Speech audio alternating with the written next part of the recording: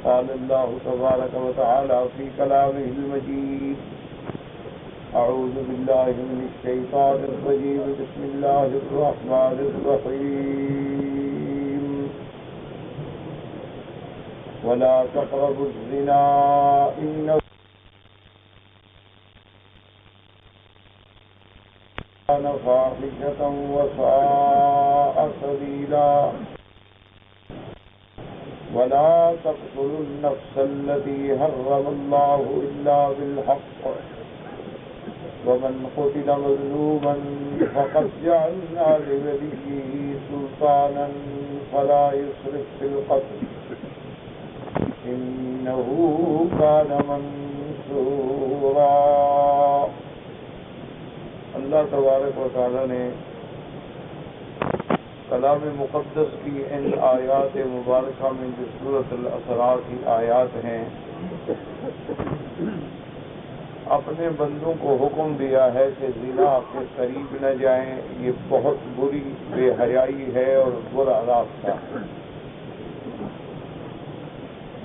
جیسا کہ الحمدللہ سابقہ درس میں نے عرض کیا تھا کہ زنا جو ہے یہ کبائر ذنوب سے ہے، اور زنا جو ہے یہ مسلمانوں کے نسل اور نسب کو تباہ کرنے والی چیز ہے، اور زنا جو ہے وہ تمام فساد کا منبع اور اصل ہے۔ جتنے بھی فتنے اور فساد ہوتے ہیں ان میں اکثر کا تعلق جو ہے وہ اسی زنا کی مصیبت سے، اس لیے اسلام نے اس کو حرام کر دیا، اور اللہ تبارک و تعالی نے زنا پر دنیا میں بھی بہت بڑی سزا رکھی ہے اور آخرت میں بھی بہت بڑی سزا۔ دنیا میں جو اللہ نے حد قائم فرمائی ہے، جس کو سورۃ نور میں وضاحت کے ساتھ اللہ نے بیان فرمایا ہے، الزانیۃ والزانی فاجلدوا کل واحد منہما 100 جلدہ، کہ اگر کوئی مرد اور عورت اور دونوں کنوارے ہوں زنا کریں تو ان کو 100 کوڑا مارا جائے گا، اور اگر دونوں شادی شدہ ہیں تو ان کی سزا اور زیادہ شدید ہے، کہ بھی جب شادی ہے تو اس کے لیے بھی اپنے خواہشات کو پورا کرنے کا ذریعہ موجود ہے، لیکن اس کے باوجود وہ حد سے بڑھ گیا تو اس کے لیے سزا جو ہے وہ رجم ہے۔ رجم کا معنی یہ ہوتا ہے کہ ان کو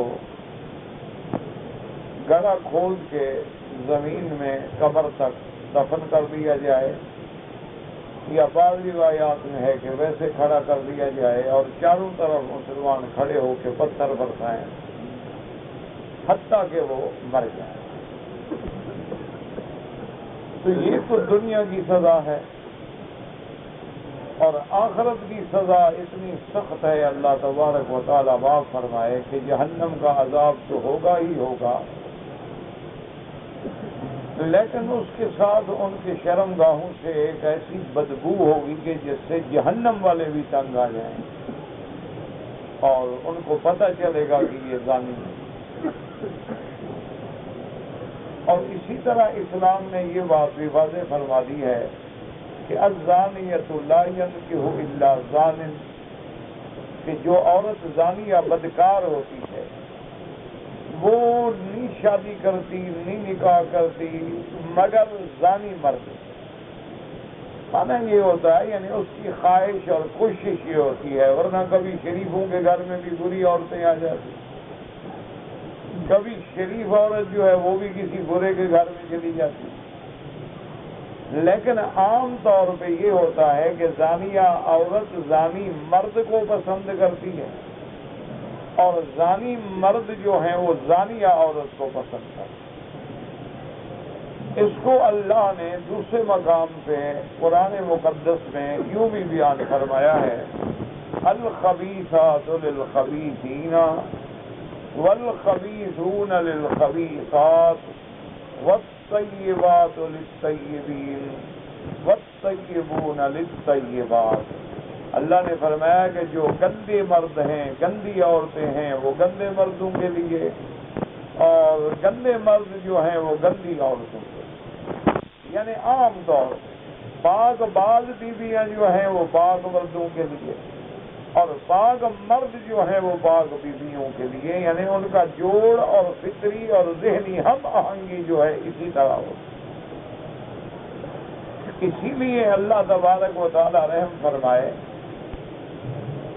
کہ جب سیدہ عائشہ صدیقہ رضی اللہ تعالی عنہا امہات المؤمنین پہ یہودیوں نے، منافقوں نے تہمت لگائی زنا کی، اور یہ مسئلہ بھی سمجھ لیں کہ جہاں زنا جرم ہے وہاں تہمت زنا بھی جرم ہے، یعنی اگر خدا نہ کرے آپ کسی عورت، پاک باز عورت کو بلا وجہ زنا کی تہمت لگا دیں، اللہ نے بڑی سخت سزا، اللہ تبارک و تعالی نے فرمایا کہ جو لوگ ایسا کرتے ہیں ان کے لیے لازم ہے کہ وہ اس بات دیں، اور اگر وہ ثابت نہ کر سکیں تو 80 کوڑا مارا جائے گا کہ اس نے کسی پاک باز عورت پہ ناحق تہمت لگا دی،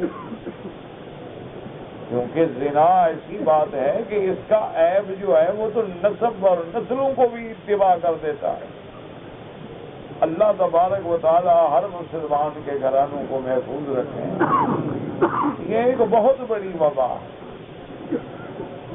اور اسی طرح حتیٰ کہ یہ بھی حکم ہے، اللہ نے ان پہ لعنت بھیجی، فرمایا کہ جو لوگ ان الذین یرمون المحصنات الغافلات المؤمنات، کہ جو لوگ پاک بیویوں کو، جو لوگ ان گناہوں کی طرف توجہ نہ کرنے والی بیویوں پہ تہمتیں لگانے ہیں، اللہ ان پہ دنیا اور آخرت میں لعنت بھیجی۔ تو کسی پر زنا کی تہمت لگانا جو ہے، چونکہ زنا بہت بڑا گناہ ہے، تو جب زنا کی تہمت لگائی جائے تو اس کی بھی بڑی سزا ہے، اس کو کہتے ہیں قذف، تو اس کی سزا جو ہے وہ 80 کوڑ۔ اور اسی طرح یاد رکھیں کہ بعض اوقات ایسا بھی ہوتا ہے کہ خاوند اپنی بیوی پہ تہمت لگاتا ہے یا بیوی اپنے خاوند پہ تہمت لگاتی ہے۔ اللہ تبارک و تعالیٰ معاف کرے، ایسے عام ہوتا ہے کہ بعض لوگ جو ہیں وہ اپنی بیویوں پہ تہمت لگا دیتے ہیں، تو اس پر بھی اسلام نے اتنی سخت سزا رکھی ہے کہ اب ان دونوں کو لے آؤ میدان میں، کہ اگر اس نے تہمت لگائی ہے تو ثابت کرے، اور اگر ثابت نہیں کر سکتے ہیں تو پھر ان میں لعان ہوگا، وہ امیر المسلمین کے سامنے، ولی الامر کے سامنے، یا وقت کے قاضی اور حاکم کے سامنے کھڑے ہو کر قسم کھائیں گے، اور 5ویں دفعہ یہ بھی کہیں گے کہ میں جھوٹا ہوں تو اللہ مجھ پہ لعنت کرے اور مجھ پہ عذاب کرے۔ تو اس لیے اللہ تبارک و تعالیٰ نے اس جرم کی سزا بھی بہت رکھی۔ تو اس لیے میں عرض کر رہا تھا کہ جب سیدہ صدیقہ رضی اللہ تعالی عنہا امہات المؤمنین بنت صدیق رضی اللہ عنہا پر تہمت لگائی گئی، اور لگانے والے کون تھے؟ یہودی۔ یاد رکھیں کہ حضور کے زمانے سے لے کر آج تک جتنے بڑے فتنے ہیں ان کے پیچھے یہودیوں کا ہاتھ ہے۔ جب بھی کوئی مورخ تاریخ لکھے گا، جب بھی کوئی منصف تحقیق کرے گا، تو ہر فتنے کے پیچھے یہودیوں کا ہاتھ ہے۔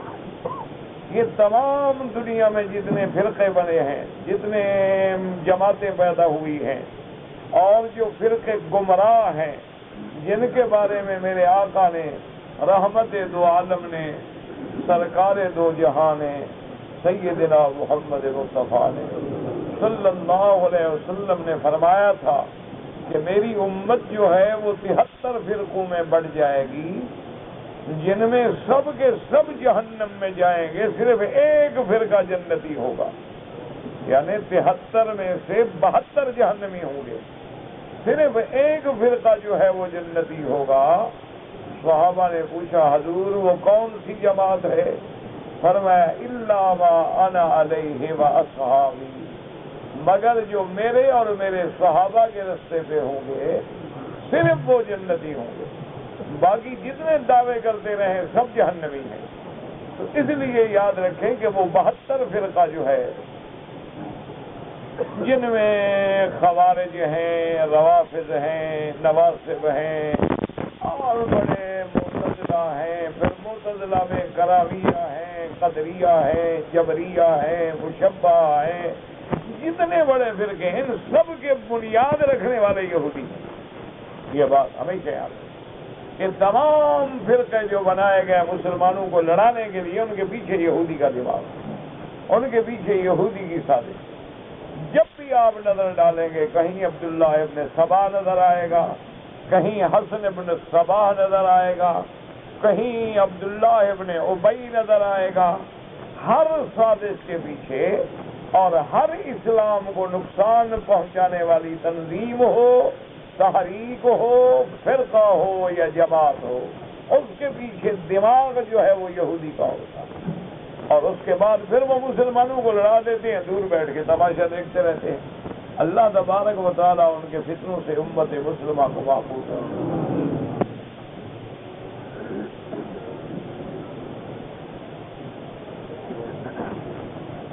آج دنیا میں آپ بھی تو اسی طرح جب سیدہ عائشہ پہ تہمت لگی ہے تو اس کے پیچھے بھی یہودی ہے، اس کے پیچھے بھی جو دماغ ہے وہ عبداللہ ابن ابی کا ہے، اور اس نے پھر سادہ لوح مسلمانوں کو بھی اپنے دام تزویر کا شکار کر لیا، یعنی ان کو بھی اپنی باتوں میں الجھا لیا کہ دیکھو جی ایک نوجوان لڑکی ہے اور ایک نوجوان آدمی ہے اور جنگل ہے اور صحرا ہے اور علیحدہ ہے، وہ کیسے بچ سکتے ہیں؟ نعوذ باللہ ثم نعوذ باللہ ثم نعوذ باللہ۔ اللہ ہماری زبانوں کو بھی ایسی باتوں سے محفوظ رکھے۔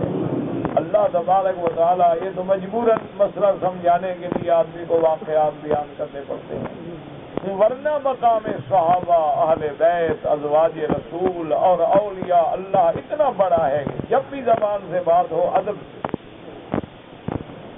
تو بہرحال بہت بڑا تفصیل کا واقعہ ہے۔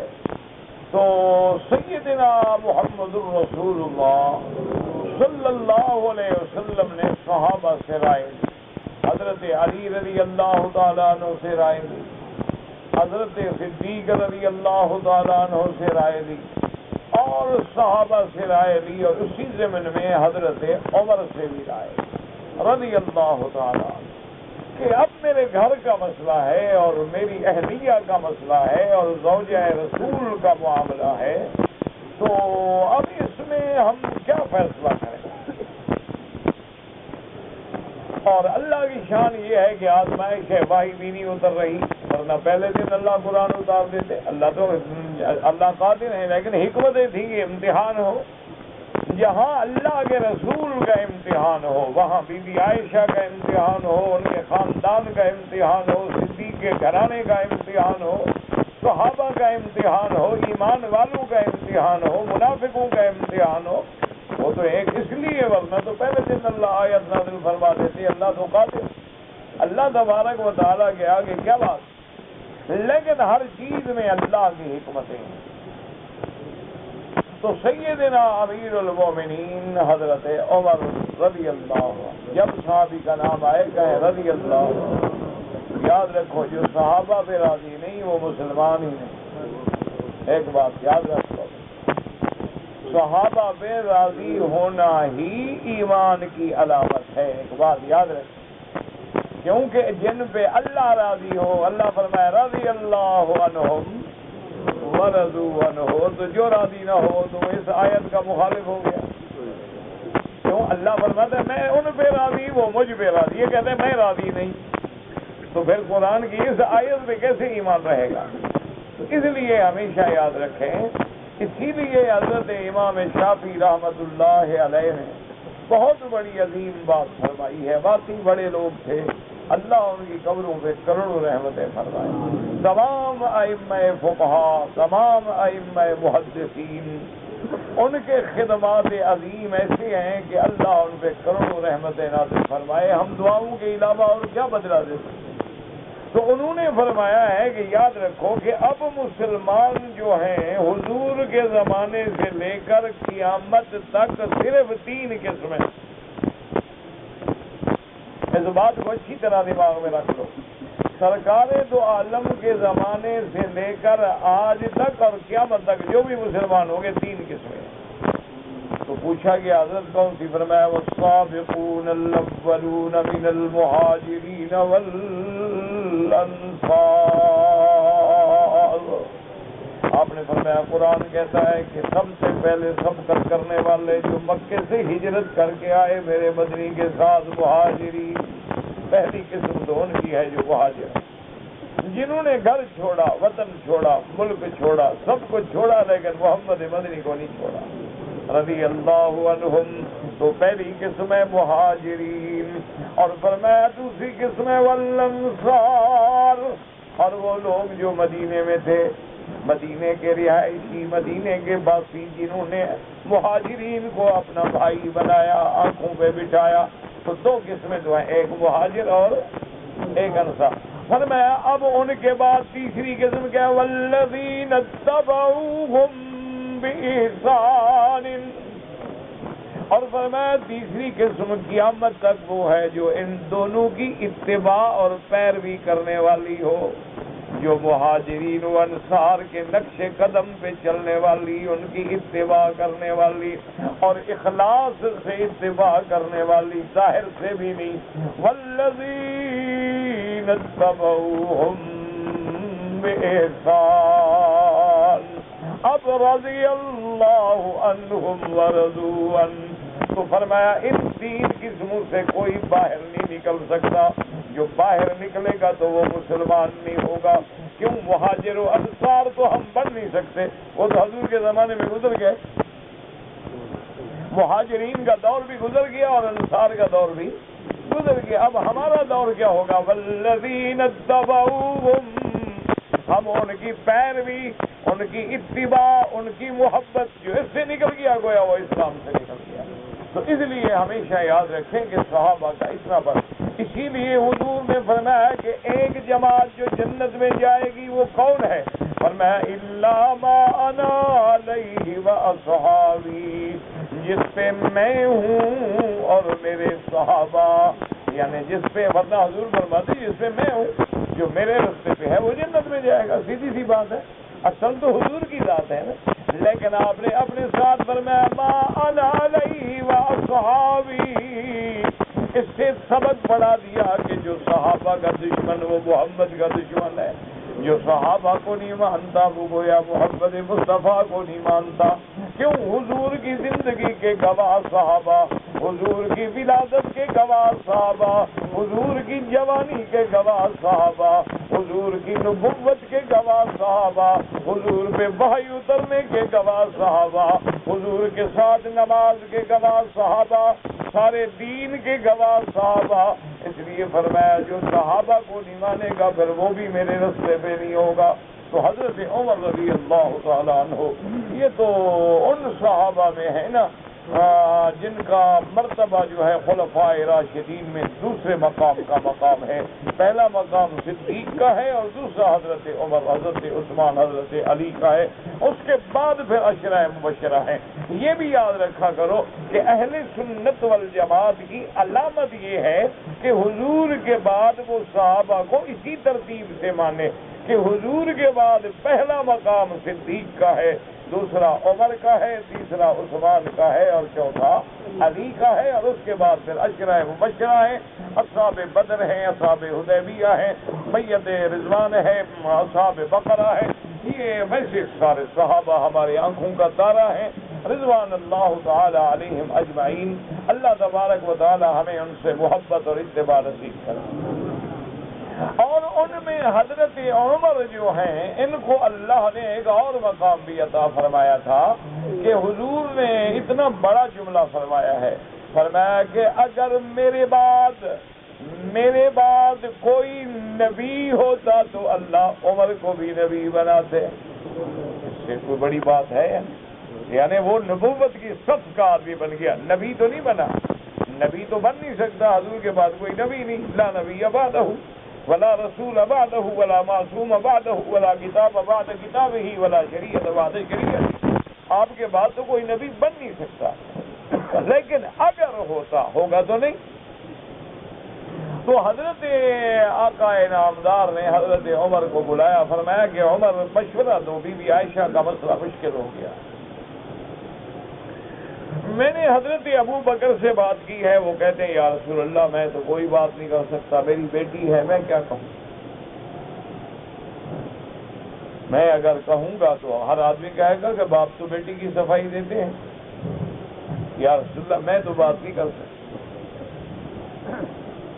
اور علی رضی اللہ تعالیٰ عنہ سے حضور نے پوچھا تو حضرت علی نے حضور کے غم کو دور کرنے کے لیے، یاد رکھیں یہ خارجی جو ہے نا وہ حضرت علی پہ تہمت لگانے کے لیے بہانے بناتے ہیں کہ بی بی عائشہ کے ساتھ بغض تھا، اور یہ سب جھوٹ ہے۔ حضرت علی ہے، بی بی عائشہ ہوں، صحابہ سب رحماء بینہم، سب آپس میں ایک دوسرے کے خیر خواہ تھے۔ اگر کبھی جھگڑا ہوا ہے ایسے ہے جیسے باپ بیٹے میں ہو جائے، جیسے دو بھائیوں میں ہو جاتا ہے۔ تو حضرت علی رضی اللہ تعالیٰ عنہ کا مشورہ بھی حضور کو اس غم سے نکالنا تھا، ورنہ بی بی عائشہ سے بغض نہیں تھا، یاد رکھیں ہمیشہ۔ اگر جنگ ہوئی ہے وہ بھی یہودیوں نے کروائی تھی، جنگ جمل ہو یا جنگ صفین ہو، پیچھے یہودی تھا۔ آج جو فتنے ہیں ان کے پیچھے کون ہے؟ یہ سارا جو دنیا میں عذاب بنا ہوا ہے اصل کیا ہے؟ یہودی۔ آج یہودیوں کو اللہ ختم کر دے، جھگڑے ختم۔ سارے فتنے کی بنیاد جو ہے وہ یہودی، اور مکار بھی ہے، عیار بھی ہے، غدار بھی ہے، اور اللہ کے عذاب اس پہ جو ٹوٹے ہیں نا وہ کسی امت پہ نہیں آئے جو یہود پہ آئے۔ لیکن کوئی ایسی بدبخت قوم ہے کہ پھر بھی نہیں سمجھتی، کسی امت پہ یہ عذاب نہیں آیا کہ اس کے بندے جو ہیں دن کو بندے ہوں اور رات کو سور بن جائیں اور بندر بن جائیں۔ کسی قوم پہ ایسا عذاب، اللہ معاف کرے، اللہ معاف کرے، اللہ معاف کرے، 6 دفعہ ان پہ عذاب آیا ہے کہ 6 لاکھ بندہ جو ہے ان کو قتل کیا گیا۔ بخت و نصر نے کیا، آپ کے آخری دور میں ہٹلر نے کیا۔ لیکن ایسی بدبخت قوم ہے کہ پھر ان کو 20 سال موقع مل جائے پھر سر اٹھا کے پھر فتنہ شروع کرتے ہیں۔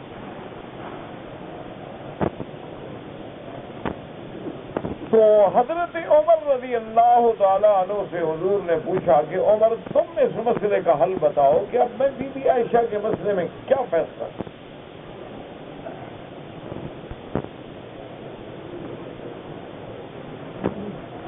حضرت عمر رضی اللہ تعالیٰ عنہ نے عرض کیا کہ یا رسول اللہ صلی اللہ علیہ وسلم، سب سے پہلی بات تو یہ ہے کہ آپ کے گھر کا مسئلہ ہے، آپ کی ذات کا مسئلہ ہے، آپ کی عزت کا مسئلہ ہے، آپ کے اہل بیت کا مسئلہ ہے۔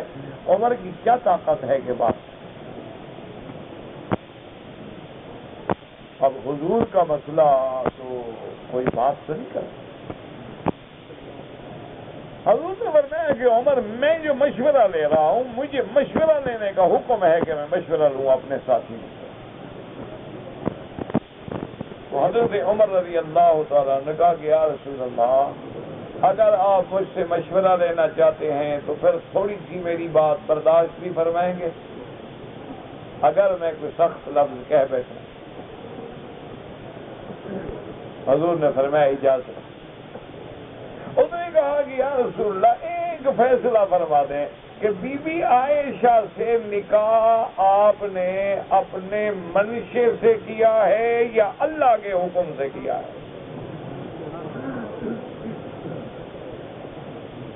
یہ تو پھر فکر عمر تھا نا، اسی لیے تو نہیں کہ لوگ آج بھی عمر کے نام سے ڈرتے ہیں۔ انگریزوں نے اپنی تاریخ میں لکھا ہے کہ اگر مسلمانوں میں کوئی دوسرا عمر پیدا ہو جاتا تو کفر دنیا سے مٹ جاتا، یہ وہ بھی مانتے ہیں۔ اور آپ حیران ہوں گے کہ یورپ میں جو ویلفیئر اسٹیٹ کا تصور ہے، جو قانون ہے، وہ حضرت عمر کا قانون ہے۔ یہ الگ بات ہے، کافروں نے حضرت عمر کا قانون اپنا لیا، مسلمانوں نے چھوڑ دیا۔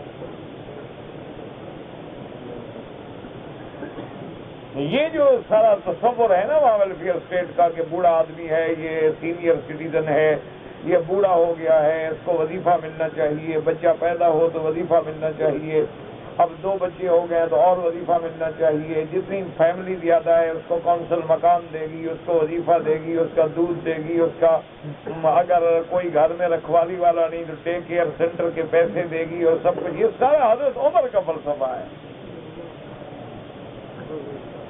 یہ ان کا اپنا کوئی قانون وانون نہیں ہے، یہ تو چور ہیں، غدار ہیں۔ انہوں نے تو سب کچھ مسلمانوں سے چرایا ہے، لیا ہے، غصب کیا ہے۔ لیکن افسوس یہ ہے کہ مسلمانوں کی ہر اعلیٰ اور بنیادی چیز کافروں نے اپنا لی اور کافروں کی ہر گندگی مسلمانوں نے اپنا لی۔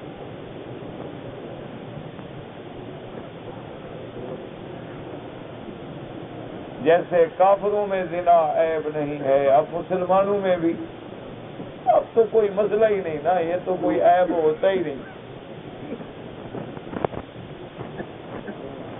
جیسے کافروں کے اندر جتنی برائیاں تھیں، شراب تھا، خنزیر تھا، زنا تھا، لواطت تھی، یعنی جنس پرستی تھی، ساری گندگی اٹھا کے مسلمان لے آئے۔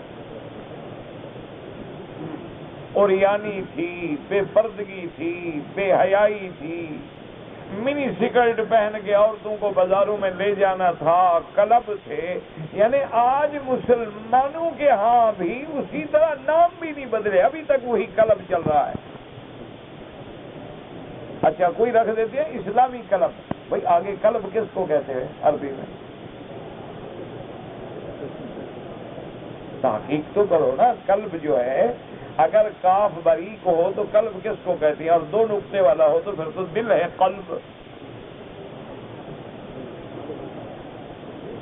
انگریزی میں اس کا کوئی ترجمہ ہوتا پھرے،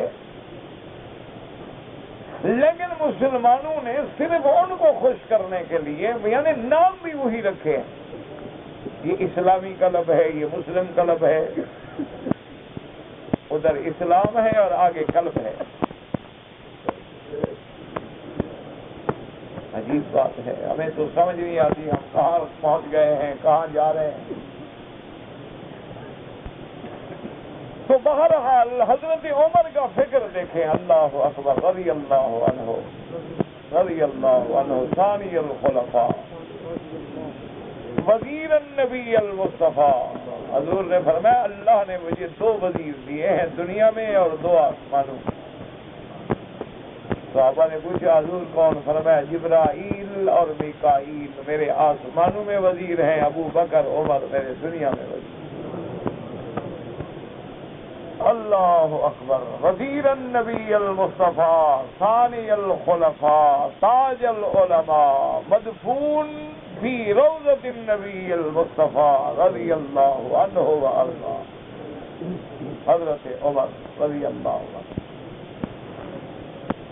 میں تو اپنے طالب علم دوستوں سے، مولوی تو علماء ہوتے ہیں، بڑے لوگ ہوتے ہیں، میں تو ایک ادنا سا طالب ہوں۔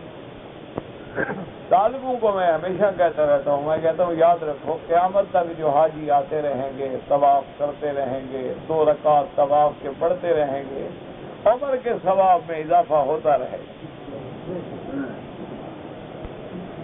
کہ اگر کعبہ ابراہیم نے بنایا، صفا مروہ ام اسماعیل نے دوڑی، حجر اسود میرے محمد مصطفیٰ نے لگایا، تو مقام ابراہیم کا مشورہ عمر نے دیا رضی اللہ۔ تو جو ایک اچھا مشورہ دے جائے تو قیامت تک اس کو ثواب ملے گا کہ نہیں ملے گا؟ وَاتَّخِذُوا مِن مَّقَامِ إِبْرَاهِيمَ مُصَلًّى، یہ مشورہ دینے والا کون تھا؟ عمر تھا. تو جو مقام ابراہیم پر قیامت تک 2 رکعت پڑھیں گے عمر کا ثواب بڑھتا ہے. اللہ اکبر رضی اللہ تعالی عنہ وارضاہ. یہ تو اللہ کی شان ہے، نرالی شان ہے. بس دعا کرو اللہ ہمیں اس کعبہ کی اور مدینے کی محبت نصیب کرے، اور اللہ حرمین الشریفین اور بلد الامین کو قیامت تک ہر فتنے سے محفوظ رکھے. دل سے دعا کیا کرو. جب موقع ملے تہجد میں نماز میں دعا کیا کرو کہ اللہ اس بلد الامین کے امن کو، امان کو، استحکام کو قیامت تک قائم کرو، اور جو بھٹک گئے ہیں اللہ ان کو راہ ہدایت دکھا. تو اب جناب دیکھیں حضرت عمر کی دور نظر پڑی. تو نے کہا یا رسول اللہ صلی اللہ علیہ وسلم ایک بات مجھے بتا دیں، پھر میں بی بی عائشہ کے بارے میں فتویٰ دوں گا کہ سیدہ عائشہ سے جو نکاح ہوا ہے آپ کا، وہ آپ نے اپنے منشے سے کیا ہے یا حکم خدا ہے؟ حضور نے فرمایا عمر میں نے اپنے منشے سے کیا مطلب؟ تو اللہ کا حکم ہے. جبریل باقاعدہ میرے پاس تشریف لے گئے، ہادی زوجت، جس کے پیغام لانے والا جبریل ہو. ہمارے پیغام لانے والے تو نائی ہوتے ہیں نا. اور اس کا مقام اندازہ کریں کہ جس کا پیغام لانے والا جبریل ہے وہ بی بی کا شان کتنا اونچا ہوگا. حضور نے فرمایا کہ عمر کیا کہہ رہے ہو، یہ تو اللہ کا حکم ہے اور نبی اللہ. تو حضرت عمر مسکرا پڑے، کہنے لگے یا رسول اللہ اگر یہ اللہ کا فیصلہ ہے تو عمر کو، ابو بکر کو، عثمان، علی کو تو اولاد کے لیے پاک بیویاں مل جاتی ہیں، خدا کو نبی کے لیے کوئی پاک عورت نہیں ملی. اللہ کے فیصلے میں غلطی ہو گئی نعوذ باللہ. صحابہ کہتے ہیں سن لیا رسول اللہ، حضور کا چہرہ کھل گیا گلاب. دماغ میں بات بیٹھ گئی نا کہ بی بی عائشہ تو واقعی بری ہے. اور اس کے بعد حضرت عمر نے دوسرا سوال کیا، انہوں نے کہا یا رسول اللہ ایک دوسری بات بھی بتلا دیں. آپ کو بدبو سے بڑی نفرت ہے اور اللہ نے آپ کے بدن کو محفوظ رکھا ہے کہ کوئی گندی مکھی اڑتی ہوئی بھی آپ کے بدن پہ نہیں بیٹھ سکتی. آپ نے فرمایا کہ ہاں. فرمایا حضور جس کے بدن پہ گندی مکھی نہ بیٹھ سکے اس کے بسترے پہ گندی عورت بیٹھ سکتی.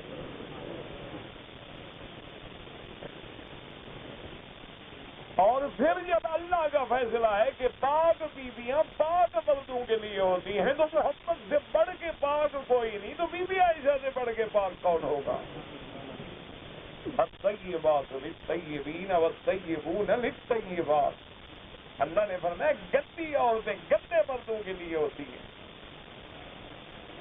اور گندے مرد جو ہیں وہ گندی عورتوں کو پسند کرتے ہیں، لیکن پاک بیویاں جو ہیں وہ پاک مردوں کے لیے ہوتی ہیں. اور محمد مدنی سے پاک کون ہوگا زیادہ؟ امام الانبیاء والمرسلین، امام المعصومین، امام المتقین، سید الاولین والآخرین. اللہ کی شان دیکھیں. اس لیے میں نے عرض کیا کہ یہ زنا جتنا بڑا جرم ہے اس کی تہمت بھی اتنا بڑا جرم ہے. یہ نہیں ہے کہ نعوذ باللہ بیوی کی کوئی غلطی دیکھے آدمی تہمت لگا دے، یا بیوی اپنے خامد کی کوئی کمزوری نظر آئے یا کوئی شکوہ آئے یا کوئی شکایت کرتے تو فوراً تہمت لگا دے کہ میرا خامد ایسا ہے. نہ، اگر ثابت نہیں کرے تو پھر لیان کرنا ہوگا، ورنہ اگر عام ہے تو حد قدر 80 کوڑا مارا جائے گا کہ غلط تہمت کیوں لگائے. یہ جو ہمارے ہاں عام رواج ہو گیا نا، لوگوں نے لاکھوں گھر برباد کر دیے ہیں کہ کبھی عورت بیچاری نے کھڑکی سے اتفاق جہاں تم کسی کو دیکھ رہی تھی عورت تہمت لگا دی. ایسی باتوں سے پرہیز کیا کریں اور عورتیں بھی پرہیز کریں کہ خامد دیر سے ہاں لازمندی کہیں جاتا ہے اور اس نے سنا ہے عورتیں رکھی ہوئی ہیں. ایسی بات کبھی زبان سے نہ نکالے. یہ جتنا بڑا جرم ہے اس کی تہمت بھی اتنا بڑا جرم ہے. اس واقعے کے بعد سرکار دو جہاں رحمت دو عالم گھر میں تشریف لائے. گھر سے مراد ہے بھی حضرت ابو بکر کا گھر، کیونکہ بی بی عائشہ اپنے ابے کے گھر چلی گئی. اللہ اکبر. حضور صلی اللہ علیہ وسلم نے فرمایا وہاں اگر بھی پوچھا کہ ہاں ام عائشہ کی اماں بتلاؤ تم کیا کہتی ہو، تو کہا یا رسول اللہ میں کہتا ہوں. حضور میری بیٹی کا مسئلہ ہے میں کیا کہہ سکتی ہوں، اور آپ کی ذات کا مسئلہ ہے میری لاکھ بیٹی قربان ہو جائے آپ پہ.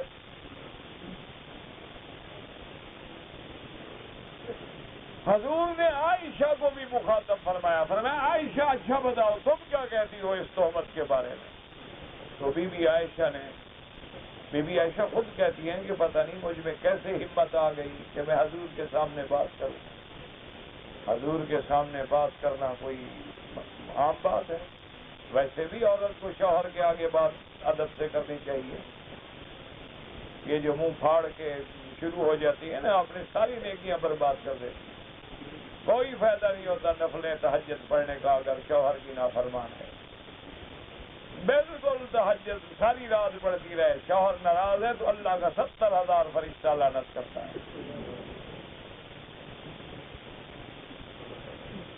یہ میری بیٹیاں بالکل غور سے سن لیں، بڑے عمرے کرتی ہیں، بڑے طواف کرتی ہیں، خامن سے ایسے بات کرتی ہیں جیسے کسی چپراسی سے بات کرنی ہو. ساری نیکیاں ختم، برباد.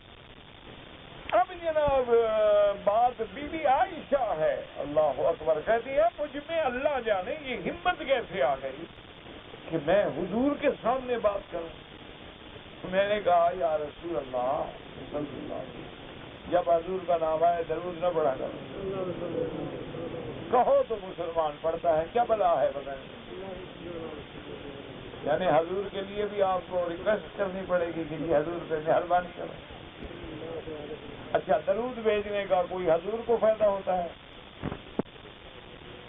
مسلمانوں مسئلے کو سمجھا کرو. ہم جو درود پڑھتے ہیں ہمارا فائدہ ہے کہ جب ہم حضور پہ درود بھیجتے ہیں اللہ ہم پہ 10 دفعہ رحمتیں بھیجتے ہیں. اور جب ہم حضور پہ درود پڑھتے ہیں حضور صلی اللہ علیہ وسلم پہ نام آتا ہے درود پڑھتے ہیں تو اپنی شفاعت کا حق پیدا کرتے ہیں.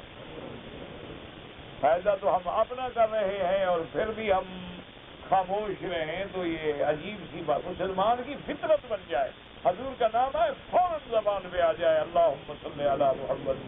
اگر یہ نہ آئے تو صلی اللہ علیہ وسلم تاکہ زبان خالی نہ رہے. تو بی بی عائشہ نے عرض کیا کہ انہوں نے کہا کہ آقا بات یہ ہے کہ اگر اس تہمت کو میں قبول کر لوں تو تم سب مان لو گے. یعنی میں کہہ دوں گی ٹھیک ہے پھر تو سارے مان لیں گے لیکن میں تو بری ہوں اللہ کے ہاں. اور اگر میں کہوں کہ میں اس گناہ سے پاک ہوں بری ہوں میرے تو کوئی تصور میں بھی گناہ نہیں تو میری بات کون مانتا ہے؟ اس نے کہا کہ یا رسول اللہ اگر میں بری ہوں لیکن میں اپنی برات کا دعویٰ کروں تو میری بات کوئی مانے گا نہیں. ہر کوئی کہے گا جی عورت تو کہتی ہے کہ میں بے گناہ ہوں. اور اگر نعوذ باللہ میں جھوٹا اقرار کر لوں کہ ہاں میں گناہ گار ہوں تو سب مان لو گے لیکن میں تو گناہ گار نہیں ہوں. لہذا میں اپنے معاملے کو اب آپ سے آگے لے جانا چاہتی ہوں، آپ سے بھی بڑی عدالت میں لے جانا چاہتی ہوں. اب میرا فیصلہ میرا اللہ کرے. بس اب سپریم کورٹ میں چلا گیا معاملہ. بندوں کی سپریم کورٹ نہیں، اللہ کی سپریم کورٹ جو سب سے بڑی عدالت جو سب سے بڑا منصف ہے. اللہ اکبر. بی بی عائشہ فرماتی ہیں کہ حضور بیٹھ گئے میرے گھر میں ابو بکر کے گھر میں اور میرے اندر اتنی ہمت تھی اس کے بعد میں تو بس وہ پڑ گئی. اس کے بعد میرے پاس بیٹھنے کی ہمت نہیں تھی. اور حالات ایسے ہو گئے علامات ایسے ظاہر ہو گئے کہ حضور پہ وحی اتر رہی ہے. جب حضور پہ وحی اترتی تھی تو صحابہ پہچان لیتے تھے.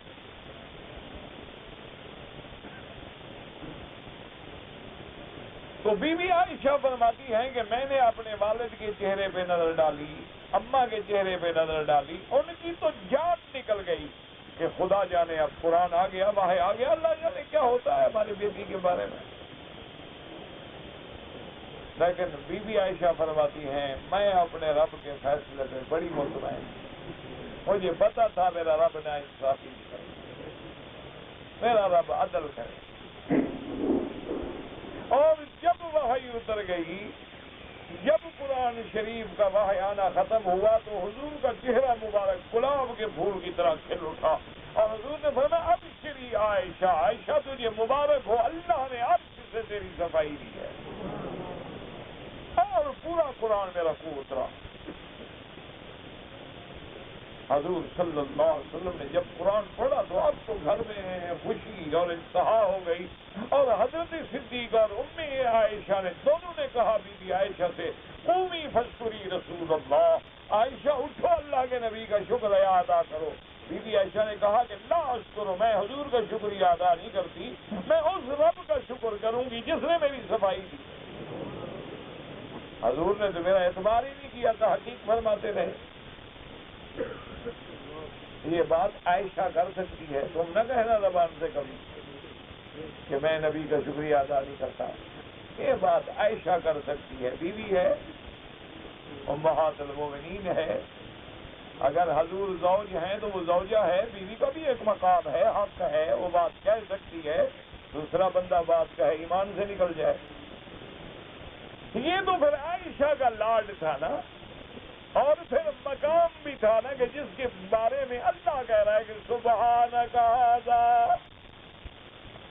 سبحانک ھذا بہتان عظیم۔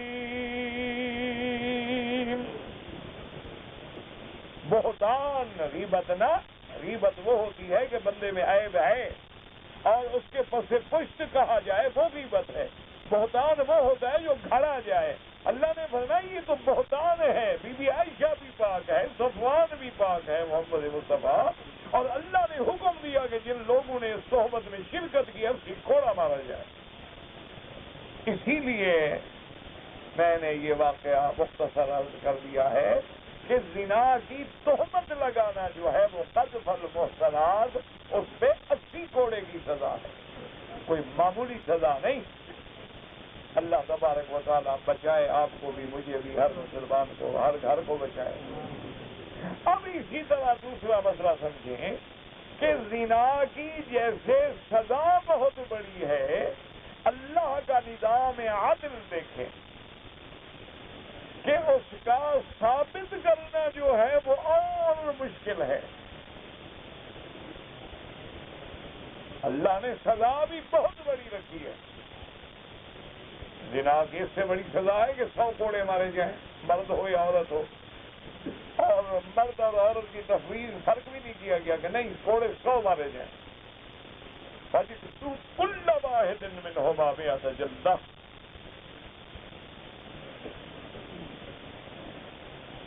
اور یہ بات بھی یاد رکھیں کہ قرآن پاک نے فرمایا الزَّانِيَةُ وَالزَّانِي فَاجْلِدُوا۔ اللہ نے زانیہ عورت کا نام پہلے لیا، زانی مرد کا نام بعد میں لیا۔ الزَّانِيَةُ وَالزَّانِي، جو میرے طالب علم بھائی ہیں وہ سمجھیں گے اس بات کو کہ یہاں اللہ نے زانیہ کا ذکر مقدم کیا ہے، حالانکہ عورتوں کا ذکر مؤخر ہوتا ہے، مردوں کا مقدم ہوتا ہے، لیکن اس آیت میں اللہ نے پہلے زانیہ عورت کا ذکر کیا، پھر زانی مرد کا ذکر کیا۔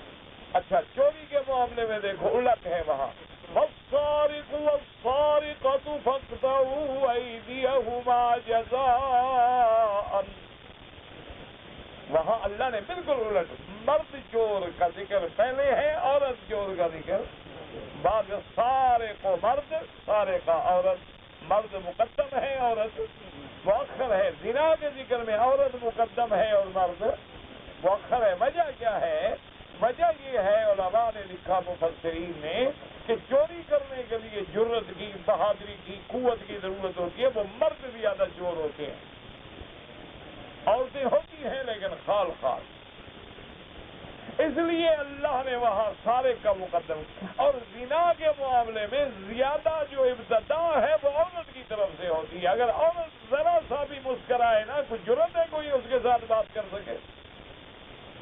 فیشن کرنا، میک اپ کرنا اور ناز سے، انداز سے، اداؤں سے اور باتوں سے اور ان چیزوں سے مردوں کو الجھانا اور شکار کرنا ابتدا جو ہے وہ عورت سے ہوتی ہے.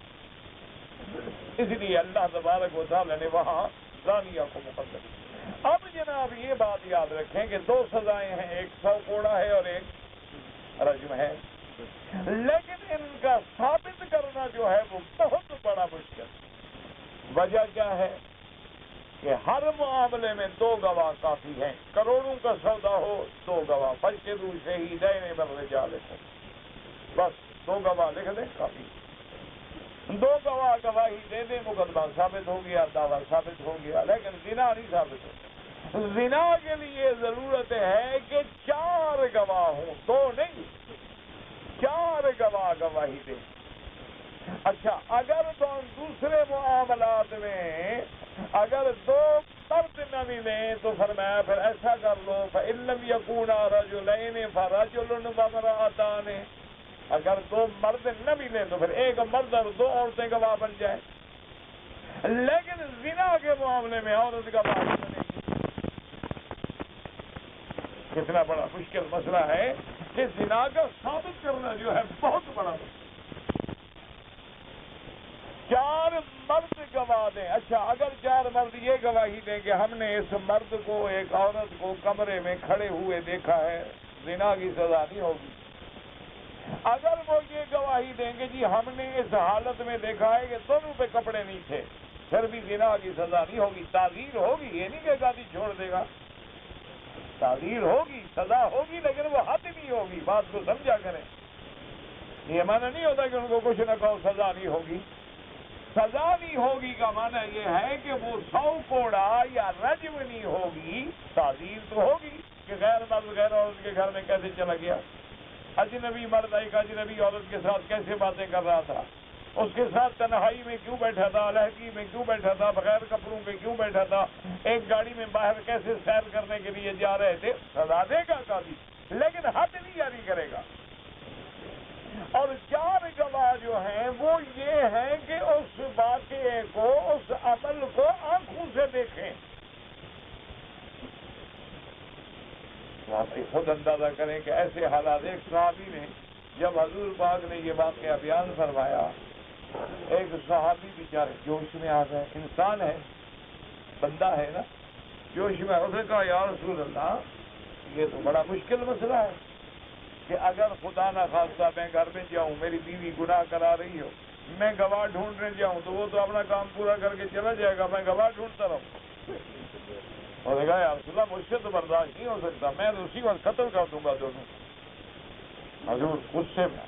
حضور نے فرمایا کیا کہہ رہے ہیں، اللہ کے فیصلے پہ بات کر رہے ہیں. انا اغیر منکا، میں تم سے زیادہ بغیرت، واللہ اغیر منی، اور اللہ ہم سب سے زیادہ بغیرت. اس نے یہ فیصلہ کیا ہے. کیا کہہ رہے ہو؟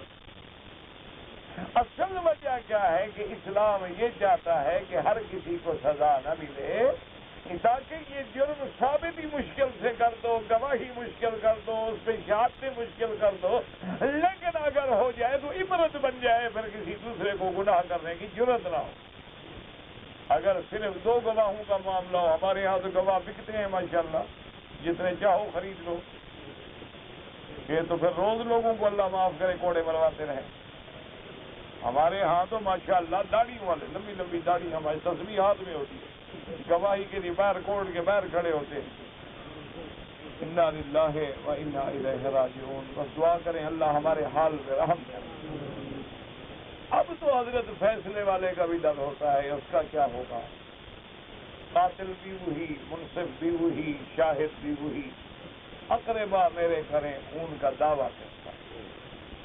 اب تو کچھ نہیں، جو مر جائے نا بس انا للہ پڑھ کے چپ کر کے بیٹھ.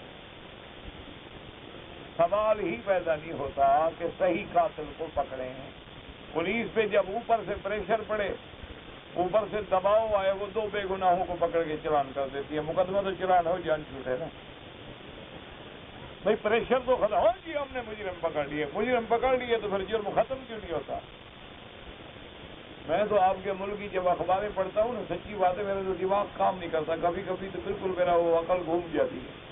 باقاعدہ بڑے بڑے افسروں کے بیان ہوتے ہیں کہ اتنے مجرمین جو ہیں، اتنے راہ کے ایجنٹ، اتنے دہشت گرد، اتنے مجرم فلاں علاقے میں داخل ہو گئے، ہم خبردار کر رہے ہیں۔ تم سے پوچھ کے داخل ہوئے تھے، بدبخت پکڑا کیوں نہیں تم نے؟ تمہیں ملے تھے؟ کیا بات بھائی، آپ کا ملک نرالا ہے، لیکن دعا کرو اللہ سلامت۔ اب دعا تو سب کے لیے کہ اللہ تمام اسلامی ملکوں پہ رحم کرے، اللہ تبارک و تعالی یہودیوں کی سازش سے بھی بچائے، اور آج کل ہندو کی جو سازش ہو رہی ہے، دعا کرو اللہ اس سے بھی بچائے۔ یہود اور حدود جو ہے نا، یہ ایک ہے، ان میں ذرے کے برابر فرق ہے، یہ بالکل جگری، قلبی، ذہنی، فکری ایک ہے۔ اللہ امت اسلام کو یہود اور حدود دونوں کی سازشوں سے بچائے۔ تو بہرحال اسلام نے سزا کا ثبوت سخت رکھا ہے تاکہ ہر کوئی نجائز کیس نہ پیش کر سکے، اور اگر پیش ہو تو پھر ایک ایسی سزا ہو جائے جو عبرت بن جائے اور آئندہ جرم نہ ہو۔ زندگی باقی تو بات باقی۔ آپ نے اس وقت سوال جواب دیے، جب وقت ہی ختم ہو گیا تو میں کیا کروں گا؟ جو لوگ شوال میں واپس جائیں گے، بابا حج جن پہ فرض ہے نا، وہ اگر اپنے ملک میں ہے تب بھی فرض ہے۔ شوال میں یہاں آنے سے کچھ نہیں ہوتا، کیونکہ آپ کے پاس قانون نہیں، آپ کے پاس اجازت نہیں، آپ بالکل واپس جائیں، کوئی فرض شرط نہیں ہوتا۔ صبر شکر، اللہ توفیق دے۔ لیڈیز نے بال کٹوانے سے پہلے حالت عمرے میں احرام کھول دیا۔ عورت کا کوئی احرام ہوتا ہے کہ اس نے کھول دیا تھا؟ عورت کا تو کوئی احرام نہیں ہوتا، جو سر پہ رومال بندھا ہوا کھولے گی تو بال کٹوائے گی، وہ بندھا رہے تو بال اوپر سے کٹیں گے، کچھ نہیں ہوتا۔ اب بیچارے سوال کرتے ہیں نا، اس میں بھی غریب موت۔ اللہ، نماز فجر کے بعد لوگ سجدہ کرتے ہیں، اشراق تک، فجر کی نماز سے لے کر سورج نکلنے تک امام ابو حنیفہ رحمۃ اللہ علیہ کے نزدیک کوئی سجدہ جائز نہیں، کوئی نفل جائز نہیں، کوئی نماز جائز نہیں، الا فجر نہیں پڑھی تو پڑھ لے، یا فجر کی سنتیں رہ گئی تو پڑھ لے۔ باقی ائمہ کے نزدیک منع ہے، لیکن حرم میں جائز ہے۔ باقی ائمہ کے نزدیک بھی ہر جگہ منع ہے، صرف حرم میں جائز ہے کہ جب چاہے طواف کرے، جب چاہے نماز پڑھے۔ حضور کا نام آئے تو ہاتھوں کا چومنا بالکل ناجائز ہے۔ کہتا ہے جی بچوں کا بوسہ لینا، وہ نبی نے حکم دیا ہے، ہاتھ چومنے سے، انگوٹھے چومنے سے نبی نے منع فرمایا ہے۔ حضور نے فرمایا جب میرا نام آئے تو کیا کرو؟ درود پڑھو، من صلی علیہ واحدا صلی اللہ علیہ عشرا۔ اب یہ نہ کیا کرو مسئلے بتانے کے لیے کہ بیوی کو بوسہ دیتا ہوں تو وہ جائز ہے، تو انگوٹھے بھی چومنا جائز ہے، یعنی نبی کو بیوی سے مثال دے رہے ہو۔ ایمان بچ گیا؟ توبہ کرو، عقل کرو، وہ الگ مسئلہ ہے، یہ الگ مسئلہ ہے۔ ہاتھوں کا انگوٹھے چومنا بدعت ہے اور بالکل گناہ ہے، کوئی نہ قرآن ہے، نہ حدیث ہے، نہ صحابہ کا عمل ہے۔ کہتے جی آپ جب آتے ہیں تو سلام نہیں کرتے، آپ نہ سنتے ہوں، میں تو روز کرتا ہوں، یعنی کوئی اعتراض مولوی پہ کرنا تو ہے بھائی، تم خوش ہو جاؤ، میں راضی ہوں۔ ویسے میں کرتا ہوں سلام، یہ ضروری نہیں ہوتا کہ سب کو پہنچاؤں۔ اگر ایسا سلام کروں تو درس تو پھر 10 دن کے بعد السلام علیکم سب کو ملتا رہوں۔ جب میں آتا ہوں میں کہتا ہوں میرا بھائی، جس آدمی کا وضو بار بار ٹوٹ جائے تو اس کا علاج یہ ہے کہ ہر نماز کے لیے نیا وضو کرے۔ کیا مانا؟ مغرب کی نماز کے لیے جو وضو کیا ہے اب عشاء تک وہی کافی ہے، نمازیں پڑھتا رہے، طواف کرتا رہے، ٹوٹتا ہے ٹوٹتا رہے، جب عشاء کی اذان ہو تو پھر نیا وضو کرے۔ کہتے ہیں جی کہ مسلم شریف کی حدیث ہے کہ سورت فاتحہ کے بغیر نماز نہیں ہوتی۔ بالکل ہمارا ایمان ہے۔ مجھے کوئی نماز بتاؤ جس میں فاتحہ نہ ہو؟ کوئی نماز ہے ایسی جس میں فاتحہ نہ ہو؟ ہے؟ بس بغیر فاتحہ کے نماز نہیں ہوتی، فاتحہ نہ ہو میرا بھی ایمان ہے، نماز نہیں ہوتی۔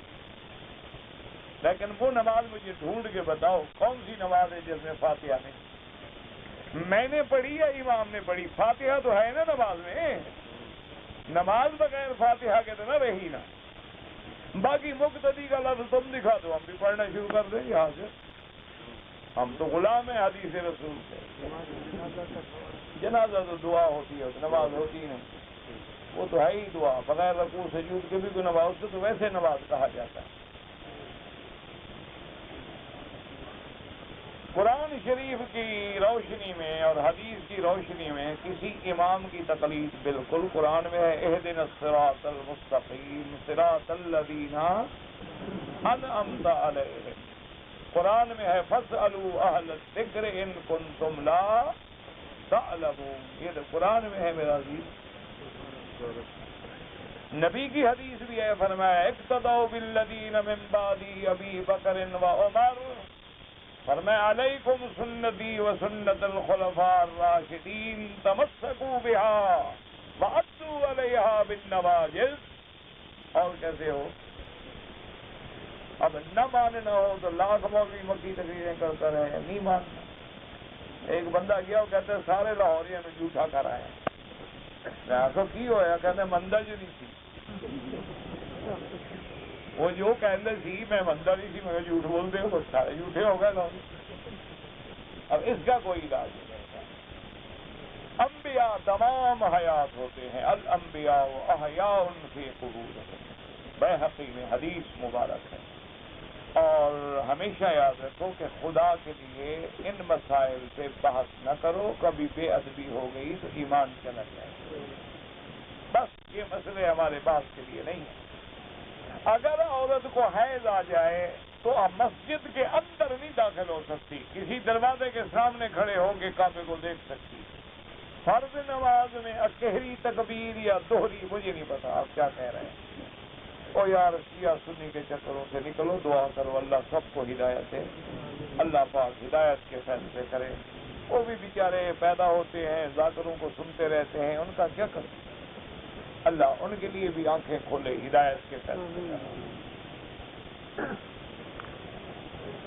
کعبۃ اللہ کو اللہ کا گھر مانتے ہیں، نسبت ہے، یہ نہیں کہ اللہ اس میں رہتے ہیں، یہ نسبت ہے۔ اللہ نے جو کہہ دیا میرا گھر، اللہ نے کہہ دیا میرے بندے، ورنہ تو سارے بندے اللہ کے ہیں، تو جن کو اللہ کہہ دے اس کی شان بڑھ جاتی ہے۔ یہ معنی نہیں ہوتا کہ اللہ رہتے ہیں۔ کہتے ہیں جی کہ مقام ابراہیم کے اندر جو پتھر ہے اس پہ جو نشان لگے ہوئے ہیں، کوئی تفسیر تو اس کو مقام ابراہیم کہتے کیوں ہیں؟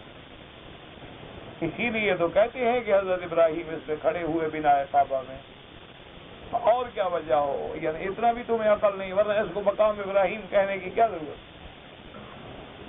میں ایک عورت پاکستان سے آئی، کراچی ایئرپورٹ سے احرام کی نیت کر لی، مکے میں پہنچی، کپڑے تبدیل کر لیے، کوئی بات نہیں، کوئی مسئلہ نہیں، کچھ بھی نہیں ہوتا، عمرہ ٹھیک ہو گیا۔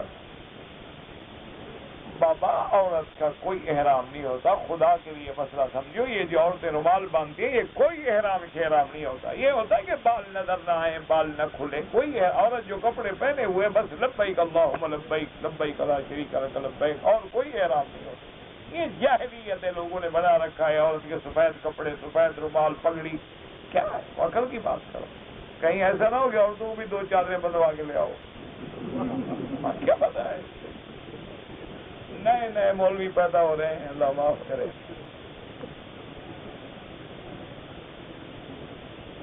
جو لوگ مکے میں رہنے والے ہیں حنفی مسلک میں، ان کے لیے افضل ہے کہ وہ اشہر حج میں عمرہ نہ کریں، ان کا حج مفرد ہے۔ لیکن اگر وہ کسی کام سے اپنے ملک چلے گئے، کسی اور ملک چلے گئے، واپسی پہ عمرہ کیا، تمتع ہو جائے گا۔ ایک آدمی اپنی بیوی کو گھر کے افراد کے سامنے 3 دفعہ طلاق دیتا ہے، بہرحال جو طلاق دیتا ہے تو طلاق ہو گیا، بیوی سامنے ہو یا نہ ہو، یہ ضروری نہیں ہوتا کہ طلاق کے وقت بیوی ہو۔ درخواست ہے کہ پتہ نہیں کیا ہے، بہرحال اللہ پاک اگر کوئی بیٹیاں بہنیں ان کے رشتے مشکل ہیں، اللہ آسان فرمائے، اللہ ہر مسلمان کے گھر میں جو بچیاں ہیں ان کا روشن مستقبل بنائے، اور ان کو دین والے رشتے نصیب کرے، اور اسباب خیر کے پیدا فرما دے۔ یہ واقعی بہت بڑا مسئلہ ہے، دعا کیا کرو اللہ سے ایک دوسرے کے لیے دعا کرو گے نا تو مسئلے جلدی حل ہوتے ہیں۔ اگر ایک آدمی مر گیا، وہ تلاجے میں رکھا ہوا ہے، اس کے لیے دعا کر سکتے، بالکل کیوں نہ کریں، تلاجے میں ہو یا قبر میں ہو، ہمارے لیے مر گیا۔ اگر ایک عورت کو 10 دن سے زیادہ خون آ رہا ہے، وہ حیض نہیں ہے، وہ بیماری ہے، لہذا ہے، غسل کرے، نماز پڑھے، حرم میں آئے، سب کچھ ہے، 10 دن سے حیض زیادہ نہیں ہوتا۔ ہم لوگ پاکستان سے آئے ہیں، ہمارے 28 روزے ہوئے، ایک روزہ رکھیں بالکل۔